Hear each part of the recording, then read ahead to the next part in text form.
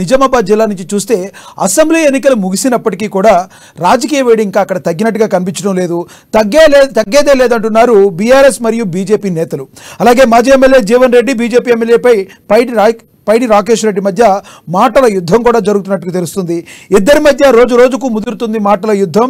Jeevan Reddy versus పైడి రాకేష్ రెడ్డి అన్నట్లుగా కొనసాగుతుంది. వారు కత్తులు కూడా దూస్తున్నట్టుగా తెలుస్తుంది. నువ్వెంతంటే నువ్వెంత అంటూ, నీ బలమెంత అంటే నీ బలమెంత అనుకుంటూ తొడలు కొట్టుకుంటున్నట్టు కూడా తెలుస్తుంది. చూసుకుందామా అంటే చూసుకుందామనే రీతిలో వారిద్దరి మధ్య మాటల యుద్ధం జరుగుతుంది. ఇదే విషయానికి సంబంధించి మరింత సమాచారాన్ని మా ప్రతినిధి నిజామాబాద్ జిల్లా ప్రతినిధి నవీన్ అందిస్తారు. చెప్పండి నవీన్, మీ దగ్గర ఉన్న తాజా సమాచారం ఏంటి అక్కడ? Thank you Lakshmanarao. ఇటు తెలంగాణలో అసెంబ్లీ ఎన్నికలు ముగిశాయి. మొత్తం అంతా ప్రశాంతంగా ఉంది. అయితే కొత్తగా ఏర్పడినటువంటి కాంగ్రెస్ ప్రభుత్వము తమ 6 గ్యారెంటీల హామీలను సజావుగా కొనసాగిస్తూ పోతుంటే, ఇక నిజామాబాద్ జిల్లా ఆర్మూర్లో మాత్రం ఇక రాజకీయ వేడి మొత్తం తగ్గినట్లు కనిపిస్తలేదు. ముఖ్యంగా అక్కడ తాజా ఎమ్మెల్యే మాజీ ఎమ్మెల్యే అన్నట్లుగా కొనసాగుతుంది.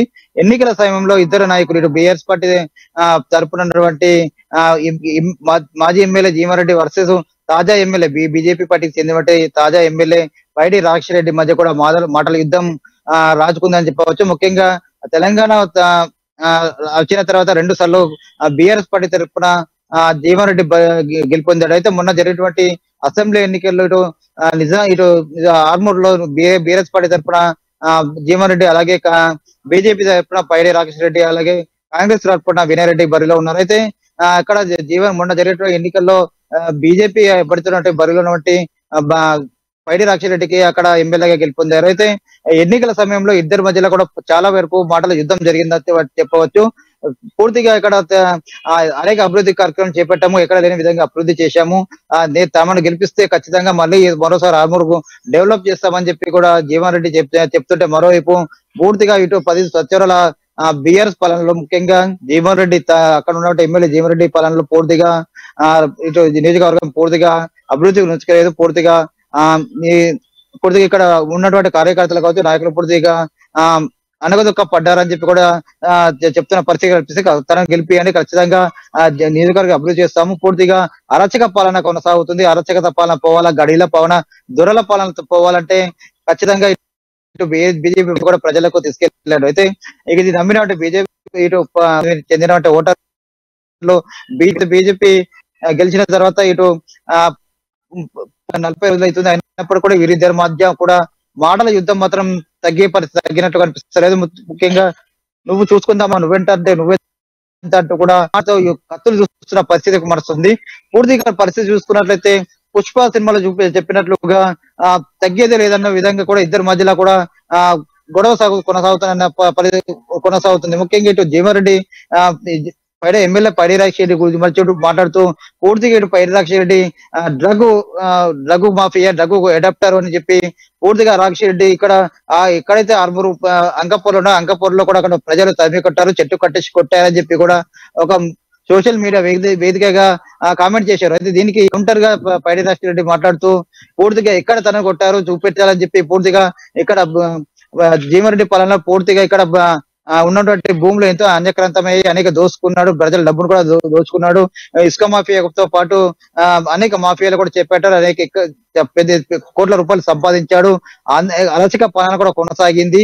ఖచ్చితంగా ఇటు గుండాయిజం కూడా కొనసాగిందని చెప్పి కూడా చెప్తున్న పరిస్థితి కనిపిస్తుంది. అయితే ఇద్దరి మధ్య చూసుకున్నట్లయితే దీనిపై కూడా పూర్తిగా ఇటు తన అధికారులకు వచ్చాము, తను ఖచ్చితంగా ఉన్న ఎమ్మెల్యే ఉన్న కాలంలో పూర్తిగా జీవన్ రెడ్డి ఎలా అక్రమాలు చేశారు అవన్నీ కూడా బయట పెడతానని కూడా చెప్తున్న పరిస్థితి కనిపిస్తుంది.